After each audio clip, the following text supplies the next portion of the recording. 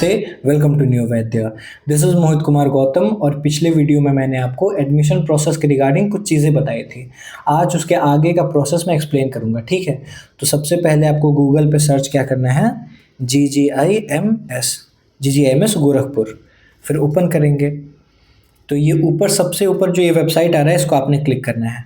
यहाँ तक कि ये सारी चीज़ें हमने ऑलरेडी कर रखी है ना, लास्ट वीडियो में ही हमने कर लिया था ये सारी चीज़ें। अब यहाँ पे ये क्रॉस करेंगे, ऊपर कॉर्नर में जो BAMS एडमिशन 2025-26 दिया उसको क्लिक करेंगे तो हम इस पेज पे आ गए थे। लास्ट वीडियो तक हमने यहाँ तक की चीज़ें कंप्लीट कर रखी थी। अब आपको क्या करना है, अब आपको यहाँ पे आप ऑलरेडी आई अज्यूम कि आप ऑलरेडी नोडल सेंटर से घूम आए हैं, है ना? आपको वो प्रोविजनल अलॉटमेंट लेटर मिल चुका है। तो अब आपको क्या करना है, यहाँ पे अपना नीट का रोल नंबर फिल करना है, कैप्चा एंटर करना है और रजिस्टर करना है। देखिए, अब इस पेज पे आपको कुछ बेसिक डिटेल्स फिल करनी है और आप अगर चाहो तो मेरे साथ ही वीडियो पॉज कर करके पूरा प्रोसेस कंप्लीट कर सकते हैं ना। तो सबसे पहला डिटेल क्या है, name of the candidate, first name, middle name, last name. अगर एज पर हाई स्कूल सर्टिफिकेट है ना, तो अगर हाई स्कूल के सर्टिफिकेट में मिडिल नेम या लास्ट नेम या दोनों का जिक्र नहीं किया गया है तो कोई इशू नहीं है। जिन बॉक्सेस के ऊपर रेड कलर का स्टार मार्क बनाया गया है बस उसी को फिल करना कंपलसरी है। लेकिन अगर हाई स्कूल सर्टिफिकेट पे मिडिल और लास्ट नेम है तो आप भर दीजिए, है ना? नहीं है तो कोई इशू नहीं है, आप उसको वेकेंट छोड़ सकते हैं, लेकिन है तो सारे बॉक्सेस भर दीजिएगा। फिर सेकंड नंबर पे date of birth, third Aadhaar number, fourth parents mobile number. कोशिश करिएगा कि काउंसलिंग के टाइम पे जो जो डिटेल्स आपने फिल की थी वही डिटेल्स रखिएगा, कुछ अलग मत करिएगा, है ना? पेरेंट्स मोबाइल नंबर के बाद ईमेल आईडी, फिर gender, category, marital status, PWD आपके पास सर्टिफिकेट हो तो उस हिसाब से यस या नो। फिर अगर आपने कैटेगरी में जनरल चूज़ किया है तो अब जनरल में आपके पास EWS सर्टिफिकेट है या नहीं तो उस आधार पे इसको फिल कर दिएगा, नंबर 10 को। फिर नंबर 11 में रिलीजन, 12th ब्लड ग्रुप। देखिए, ब्लड ग्रुप के ऊपर रेड स्टार मार्क नहीं है तो आपको अगर पता है तो डाल दीजिए, नहीं पता तो कोई इशू नहीं है। 13th नंबर पे नेशनैलिटी, है ना? अब देखिए, अब उसके नीचे है गार्जियन डिटेल्स। तो गार्जियन डिटेल्स में फादर्स नेम भरना है, फर्स्ट मिडिल लास्ट नेम, उसके बाद मदर्स नेम आपको भरना है और आगे देखते हैं क्या है। अब मदर्स नेम फिल करने के बाद आपको एड्रेस डिटेल्स भरनी है ना। तो एड्रेस में करस्पॉन्डेंस एड्रेस का जो भी पिन कोड है आपके परमानेंट एड्रेस का उसको आप यहाँ एंटर करिए। जैसे ही आप पिन कोड एंटर करते हैं आपके सामने कई सारे ऑप्शंस आ जाएंगे, वो जब आप एंटर करेंगे तभी पता चलेगा कि कैसे ऑप्शंस आते हैं। तो उन ऑप्शंस में आपको स्पेसिफाई करना है कि एग्जैक्टली क्या एड्रेस है आपका, है ना? अलग अलग एड्रेसेस आएंगे जो कि उस पिन कोड में बिलोंग करते हैं, तो उनमें से जो आपका स्पेसिफिक एड्रेस होगा उसको क्लिक कर दीजिए और फिर आपको नेक्स्ट कर देना है। अब आपके सामने ऐसा एक पेज ओपन होगा जिसमें सबसे ऊपर आपको क्लास 10th की डिटेल्स फिल करनी है। सबसे पहले बॉक्स में पास्ट या अपीयरिंग का ऑप्शन है ना, तो वो अपने अकॉर्डिंग चूज़ कर लीजिएगा। आप अगर पास्ट हैं तो उसको पास्ट ही रहने दीजिएगा। अगले बॉक्स में सब्जेक्ट का स्ट्रीम, किस स्ट्रीम से आपने पढ़ाई की है वो फिल करना है। फिर नेम ऑफ बोर्ड, तो UP board, Bihar board, ICSE, CBSE, जिस भी बोर्ड से आपने पढ़ाई की है उसको फिल करना है। ये एक डेमो पेज है तो रैंडमली इसमें कुछ भी डिटेल्स फिल की गई है ना, तो आप अपने अकॉर्डिंग फिल करिएगा। फिर अगला है ईयर, तो ईयर में आपके 10th के सर्टिफिकेट पे मेंशन होगा कि किस साल आपने 10th कंप्लीट किया है, तो वो साल आपको यहाँ पे मेंशन कर देना है। फिर टोटल मार्क्स, कितने मार्क्स का एग्ज़ाम था वो भरना है और मार्क्स ऑब्टेन्ड, आपने जितना भी मार्क्स ऑब्टेन किया था उसे फिल करना है। फाइनली जैसे आप परसेंटेज वाले बॉक्स पे क्लिक करेंगे वो ऑटो कैलकुलेट होकर खुद ही परसेंटेज वहाँ पे अपीयर हो जाएगा। उसी प्रकार से क्लास 12th का भी डिटेल्स आपको फिल करने हैं। और देखिए नीचे एक बॉक्स है जिसमें लिखा है do you have English in 12th standard. अगर 12th स्टैंडर्ड में आपने इंग्लिश एज अ सब्जेक्ट पढ़ाई की थी तो आप यस कर सकते हैं, अगर इंग्लिश सब्जेक्ट नहीं था क्लास 12th में तो नो कर दीजिए। अब आगे देखिए, तो इन दो 10th और 12th के आगे तो रेड कलर का स्टार मार्क किया गया है, मतलब ये तो आपको कंपलसरी है, भरना ही भरना है। आगे अगर आपने कहीं पे डिप्लोमा की, ग्रेजुएशन, पोस्ट ग्रेजुएशन वगैरह की पढ़ाई की है तब आप डिटेल्स फिल करिए। अगर आपने नहीं की है तो कोई इशू नहीं है, आगे बढ़ जाएगा। तो यहाँ पे जैसे आप नेक्स्ट करिएगा आपके सामने एक दूसरा पेज ओपन होगा।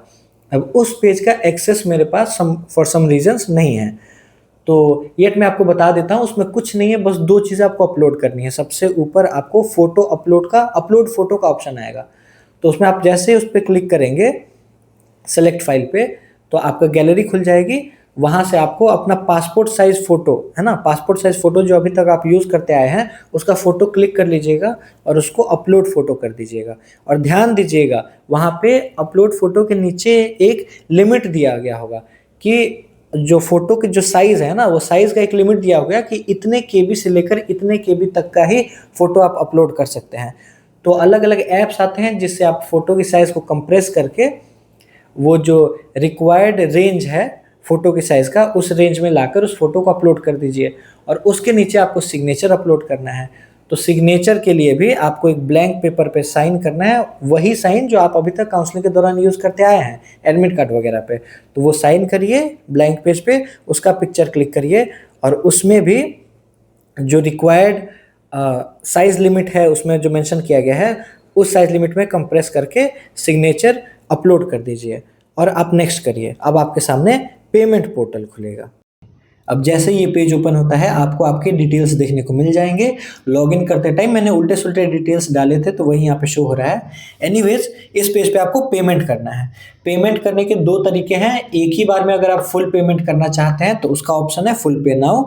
और कितने लोग के बैंक का लिमिट होता है, यूपीआई की लिमिट होती है कि एक बार में आप कुछ लिमिटेड अमाउंट ही पे कर सकते हैं, तो उसके लिए ऑप्शन है पार्शियल पे नाउ का, है ना। तो देखिए, दोनों में आपको एक-एक करके समझाऊँगा। यहाँ देखिए ऊपर क्या लिखा है, प्रोग्राम फ़ी रुपीज़ 3,65,800, है ना। तो ये पूरा फ़ी दिखा रहा है आपको। अगर आप फुल पे नाउ करना चाहते हैं, इसका सिग्निफिकेंस मैं आपको बताऊँगा पार्शियल पे नाउ के टाइम पे, है ना। अभी देखिए, आपको फुल पे अगर करना है, उसका पहले देख लेते हैं। तो यहाँ पे फुल पे नाउ पे क्लिक करिए और फिर यहाँ पे नाउ करिए। उसके बाद ये पेमेंट पोर्टल आपके सामने ओपन होगा और पेमेंट पोर्टल कुछ इस तरीके से दिखेगा, है ना। इस पे अलग-अलग मोड है जिसके थ्रू आप पेमेंट कर सकते हैं। क्रेडिट या डेबिट कार्ड से कर सकते हैं, net banking, UPI, Bhim, QR code scan करके अलग-अलग तरीके से आप पेमेंट कर सकते हैं। जैसे ही आप पेमेंट करेंगे, आपके सामने एक पेज ओपन होगा जहाँ पे जनरेट रिसीट करके एक लिखा होगा, है ना। उसको आप जैसे क्लिक करेंगे, आपको आपकी रिसीट मिल जाएगी, आपका बिल मिल जाएगा जो भी आपने पेमेंट किया उसका। और उसके आगे की प्रक्रिया क्या है, आपको कॉलेज में आना है, वो अभी मैं बताता हूँ। अब उनके लिए जो एक बार में पेमेंट नहीं कर सकते, है ना, जो एक बार में, जिनका कुछ लिमिट है जिसके कारण वो एक बार में पूरा पेमेंट नहीं कर सकते, तो वो ध्यान दीजिए।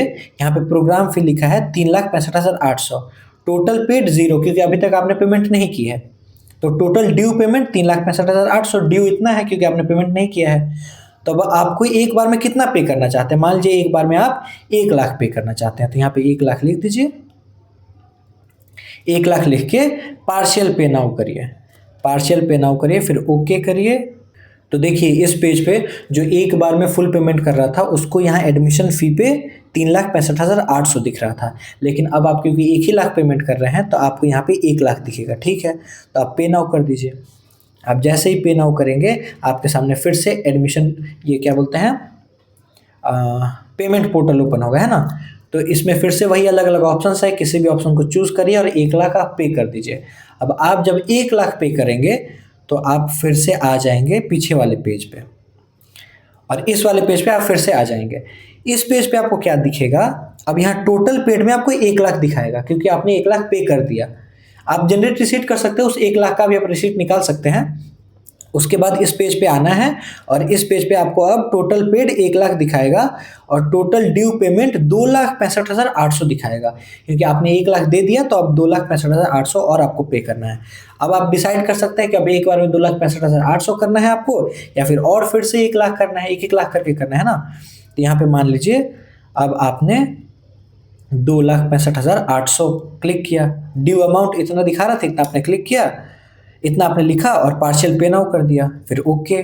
और फिर से वही चीज़ें रिपीट करनी है आपको, पे नाउ। इस बार देखिए 2,65,800 दिखा रहा है और फिर पेमेंट पोर्टल ओपन होगा और यहाँ पे आपने फिर किसी भी मोड के थ्रू आपने पेमेंट कर दी, तो अब आपका दोनों पेमेंट हो गया ना। एक बार आपने 1 लाख कर दिया, अगली बार जितनी भी बची हुई राशि थी उसको आपने पे कर दिया।